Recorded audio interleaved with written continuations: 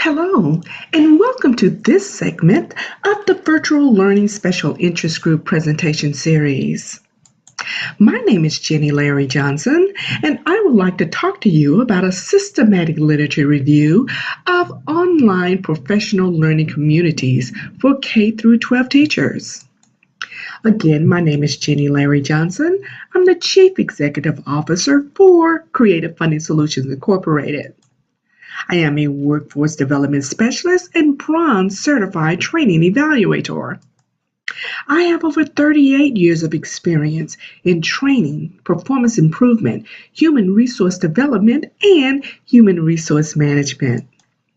I have a master's degree in learning technologies, that's the science of learning, from the University of North Texas, where I'm currently a doctoral student, also pursuing a doctoral degree in learning technologies.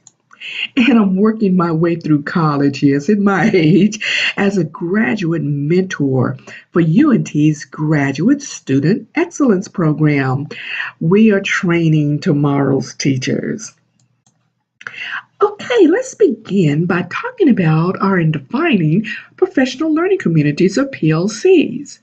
PLCs are formal or informal situations where like-minded professionals engage in collaborative learning. Collaborative learning has been proven to improve participants' knowledge, skills, and abilities. The research supports that. PLCs can range from face-to-face mentoring sessions to small group workshops to large group conferences to virtual learning environments and social media chats similar to what you're participating in today. But the thing we do want to understand about professional learning communities, especially online professional learning communities, they are a rapidly growing global phenomenon. Let's see what this means for education. Well, the No Child Left Behind Act requires a comprehensive, sustained, and intensive approach to improving teachers' and principals' effectiveness. Okay, that sounds pretty serious. So the school districts and school administrators are taking that to mean that professional development programs should increase their teachers' ability to improve student learning outcomes. That is a very good thing. Now, studies have shown that online PLCs targeted toward teacher professional development, they are gaining teacher support. Teachers have reported benefits from working in collaborative online environments within those PLCs. Administrators are also seeing bottom line benefits, and they look to online PLCs as a cost-effective alternative to traditional workshops and seminars. So few would argue that online PLCs for teachers have the potential to create a paradigm shift for teacher professional development. However, most would also agree that poorly designed, carelessly executed, or irrelevant online PLCs are a waste of a teacher's valuable time. They want to be teaching our kids. So if we're going to pull them away from that, we want to ensure that it's something worth their while.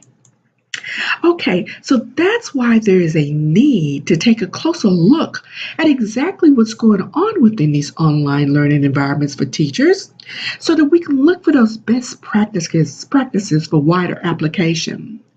This need is what drove me to conduct a systematic literature review of existing online professional learning communities for teachers. Okay, the question I wanted to answer was, are online PLCs an effective alternative to traditional teacher to professional development workshops and seminars? So let's begin with some definitions so we're all on the same page. Professional learning communities, again, are groups of educators, when we're talking about teacher groups, groups of educators that meet regularly, share expertise, and work collaboratively to improve their knowledge and skills. An online teacher professional learning community, that is a PLC that where at least 65% or more of the time and interactions are conducted online. Let's talk about social science research. The micro level research platform examines the activities and attitudes and engagements of research participants. The meso-level research level examines group interactions. Infrastructures would include technology and institutionalized systems that support these things. Now, the macro examines organizational organizational structures, their culture, their values, morals, and collective identities. In the case of online professional learning communities, are they being supported? Okay, I conducted the systematic literature review between September and December of 2018. I used Cooper's taxonomy, exhaustive coverage with a selective criteria as a platform or a guideline for the actions and activities I completed doing a literature review. Now, basically, the steps that involved is I searched for macro level, meso level, and micro level studies on online PLCs directed toward teachers. I collected and analyzed quantitative, qualitative, theoretical, and economic literature. For the purposes of this review, economic literature or governmental reports. I synthesized the results after organizing them and separating them into large scale and small scale experiments and studies, and we'll talk more about that later. And then I collectively synthesized all of the literature as a whole. The results of my synthesis and my reviews I use to make inferences, draw conclusions, and make recommendations. I also wanted to ensure that I kept note of my limitations so I can share those with you as well. Let's begin with the search terms and screening criteria that I use. I restricted myself primarily to the ERIC database, that's the Educational Resources Information Center, because that is the recognized portal for all things education. I used Google Scholar to a certain extent to follow up on some of the other literature that was cited within the studies. Using the search terms that I used to conduct the keywords, I identified 550 works overall. Now, the terms I used included personalized learning communities, where I got 29 results. E-learning in America, only 8. Just e-learning in and of itself, I only got 3 results. Now, this was at a stated period of time, so I was surprised about that. Now, I got a good hit on online teaching communities, and that spoke directly to the research question. And then on teacher online professional development, there was a big collection of works there that extended well beyond the parameters of the literature review. And teacher e-learning, that was 125 articles, but I did find some duplications within that.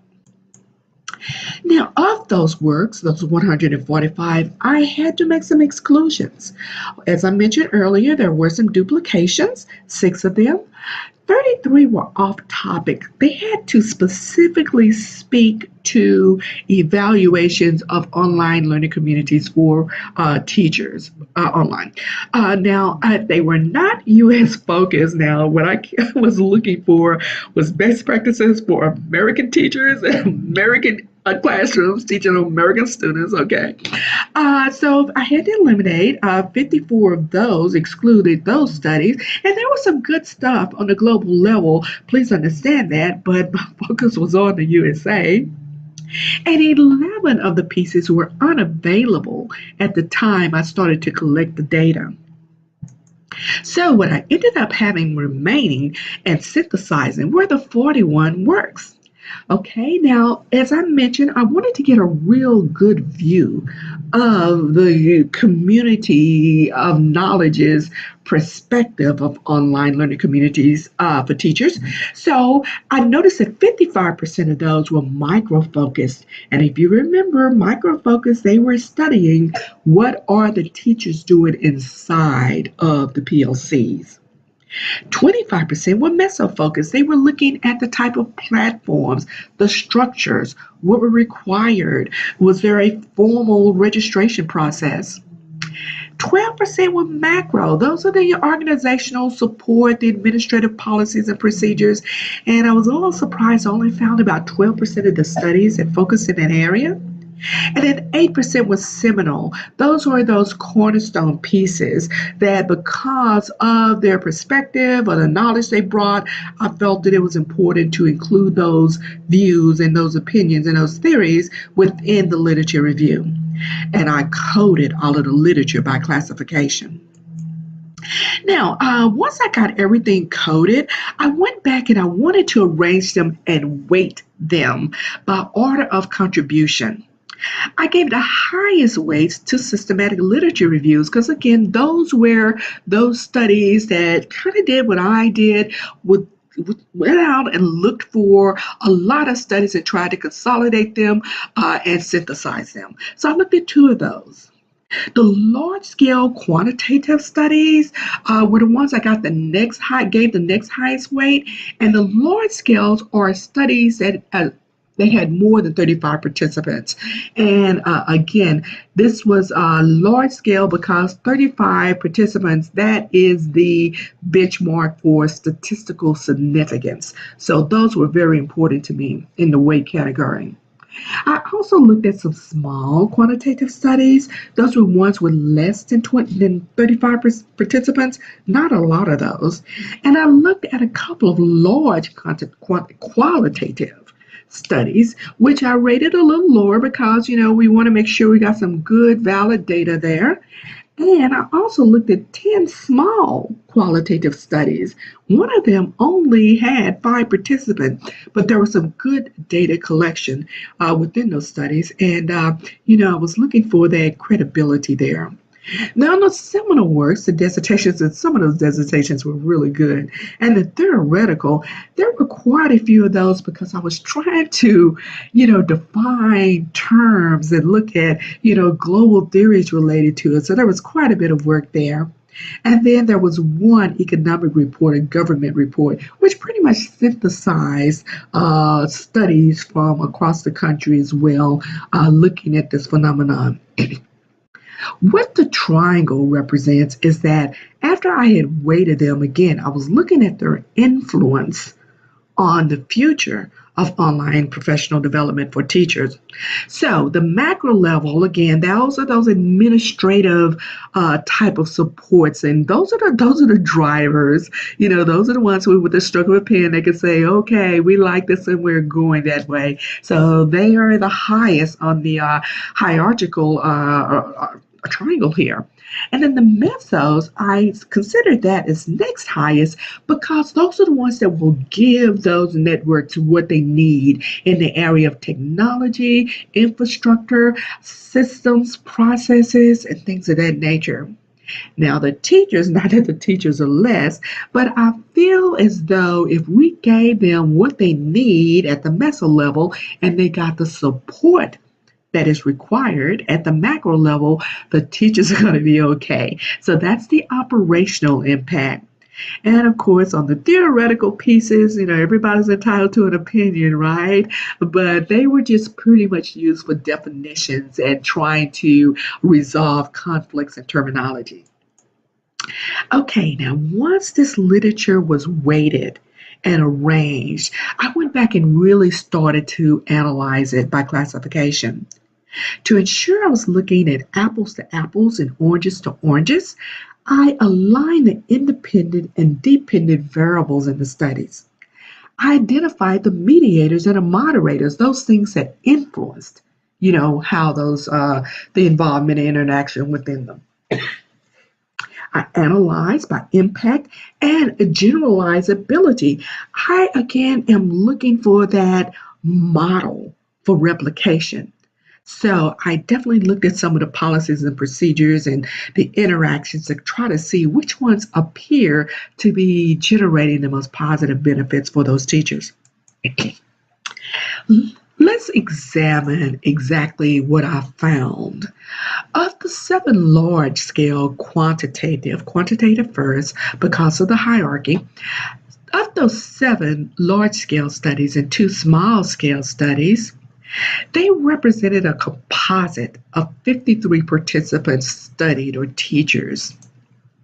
Most of them used self report data. Now, I did see some observations within the PLCs, but they were pretty much Likert scales or surveys that they administered to the teachers. Most again were micro focused. They were focused on what was going on with the teachers and how the teachers were engaging within the PLCs.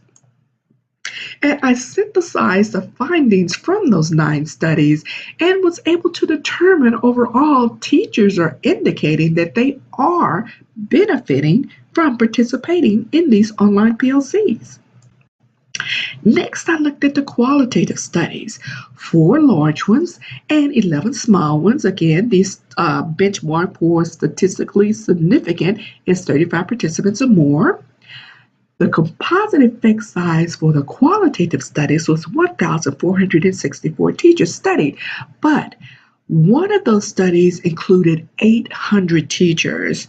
So we want to keep that in mind. Again, self-report data, mostly surveys, some observations, but mostly data collected from surveys of the teachers.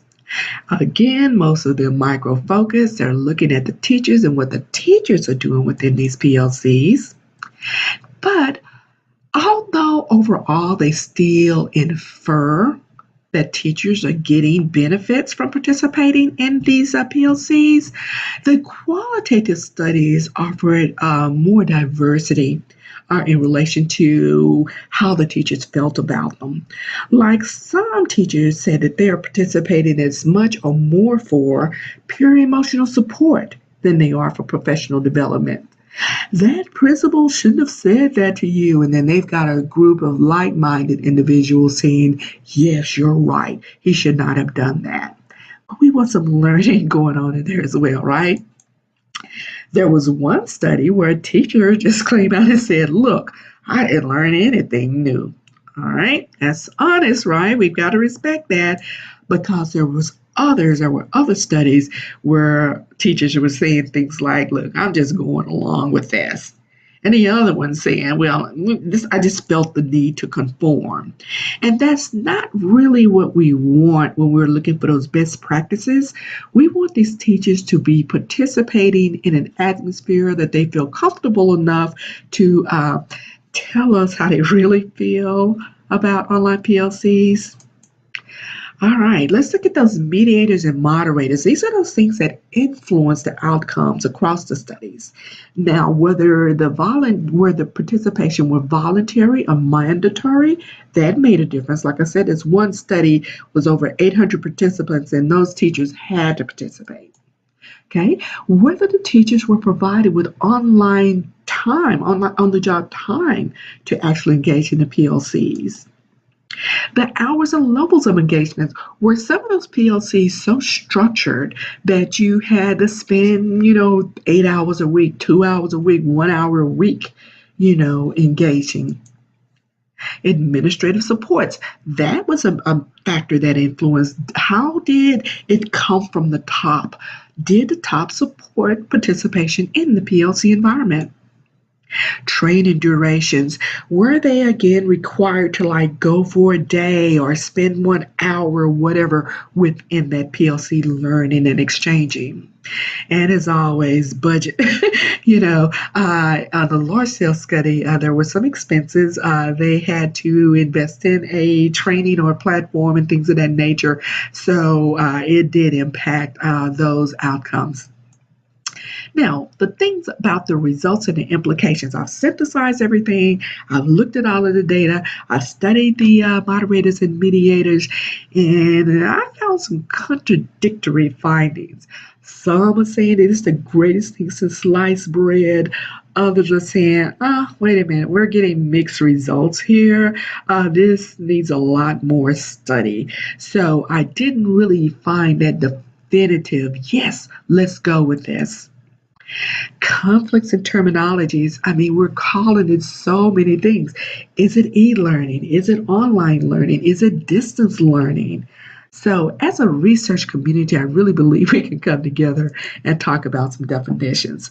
Gaps in research, as I mentioned, I didn't see as many of those studies as I feel we could use and generate within the body of knowledge related to those infrastructure requirements, the group interaction guidelines, and things of that nature that would contribute to identifying and disseminating information about the best practice model.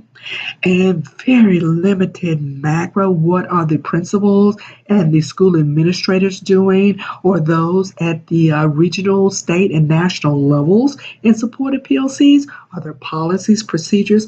I didn't find a lot of that at all.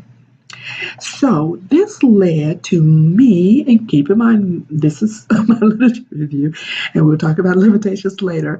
I feel like there are opportunities for us to conduct some really good, solid quantitative and qualitative studies related to the infrastructure, best practices, and group interactions within PLCs. Again, this is those meso examinations. Also, we really want to look and see what the administrators need as guidance for implementing or engaging their teachers in PLCs.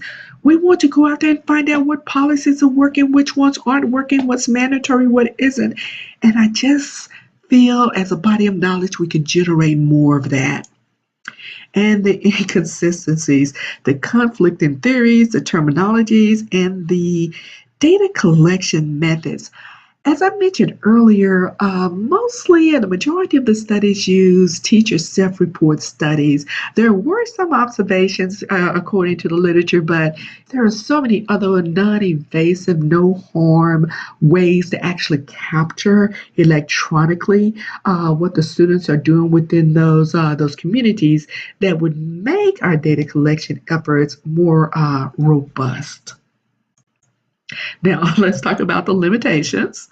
Okay, I limited myself, okay, to the UNT EBSCO host database and then some Google Scholar to get some clarifications on terminology and whatnot.